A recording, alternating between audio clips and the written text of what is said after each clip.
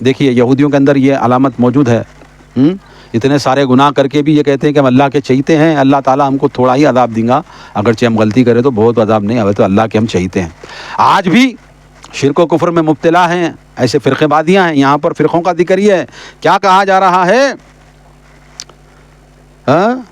اور ہم نے انہیں زمین میں کئی گروہوں میں تقسیم کر دیا۔ گروہ کس کو بولتے ہیں؟ فرقے کو ہی بولتے ہیں۔ آج کوئی سنی ہے، کوئی تبلیغی ہے، کوئی دیوبندی ہے، کوئی بریلوی ہے، کوئی اہل حدیث ہے، کوئی شیعہ ہے، کوئی رافضی ہے، کوئی غالی ہے، کوئی فلاں ہے۔ یہ آج ہم ہو بہو اسی میں مبتلا ہیں کہ نہیں ہیں؟ یہ عذاب نہیں تو اور کیا ہے؟ کتاب اللہ کو پیچھے چھوڑا، ان لوگوں نے تورات کو پیچھے چھوڑا، موسیٰ علیہ السلام کے فرمودات کو پیچھے چھوڑا، گمراہ ہو گئے، فرقہ فرقہ بن گئے۔ اور آج ہم نے اللہ کی کتاب کو پیچھے چھوڑا اور رسول اللہ محمد صلی اللہ علیہ وسلم کی سنت کی اتباع پیروی کو پیچھے چھوڑا، تو آج ہم بھی فرقہ فرقہ بن گئے۔ اور میں یہ بات جو ہے دعوے کے ساتھ کہتا ہوں کہ یہ مسلمان امت صرف اور صرف کتاب اور محمد الرسول اللہ، قرآن مجید اور محمد الرسول اللہ کی سنت کے علاوہ کسی پر اکتفا نہیں ہو سکتی۔ کسی نہ امام کے اوپر ہو سکتی، نہ کسی کی سوچ پہ ہو سکتی، نہ کسی فرقے کے اوپر ہو سکتی۔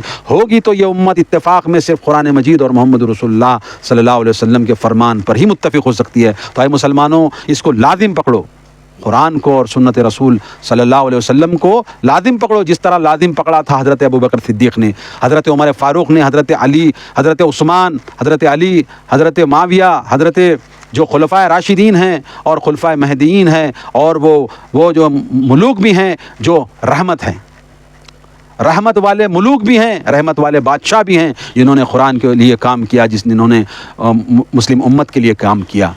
اللہ تعالیٰ ان سے بھی راضی ہوا۔ تو یہ لوگ کیا کیے بتاؤ؟ فارس کے پاس وفد لے کر گیا فارسی اس وقت، کیا نام اس کا؟ کھزرا تھا اس کا نام، خسرو پرویز جس کو بولتے ہیں۔ نبی کریم صلی اللہ علیہ وسلم کے پیغام کو لے کر چلے گئے کہ بھائی تو اسلام قبول کر لے، فلاح پا جائے گا۔ تو اس نے کہا تم لوگ جو ہے اونٹوں کے چروائے، ہم کو سکھانے آئے ہو تہذیب، ہم کو سکھا رہے ہو کس کی عبادت کرنا؟ یہ خسرو پرویز، یہ فارسی، یہ ایرانی لوگ یہ جواب دیا، ان کا بادشاہ یہی جواب دیا تھا، اور سفیر کو وہ لوگ قتل بھی کر دیے تھے، غالباً ہسٹری کے اندر آتا ہے۔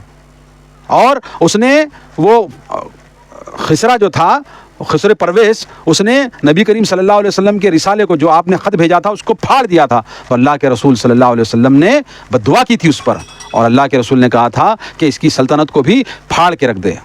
کیا ہوا؟ خالد بن ولید حضرت عمر رضی اللہ عنہ کے زمانے میں زیر کر کے رکھ دیے، پورے ایران کے اندر پورے فارس کو زبر و زیر کر دیے، لونڈیاں اور غلام بنا کر کے وہ بادشاہ کے لوگ مدینے کے اندر لائے گئے۔ اور اسی میں کا ایک مجوسی ابو لولو فیروز، جس کو یہ رافضی لوگ بابا شجاع کہتے ہیں، اس نے یہی بدلہ لیا حضرت عمر فاروق سے قتل کر کے۔ اور اس کے پیچھے بہت لمبی چال تھی، کون کون لوگ اس میں شامل تھے۔ ہرمزان تھا، کیسان تھا، بہرحال بہت سارے نام تھے۔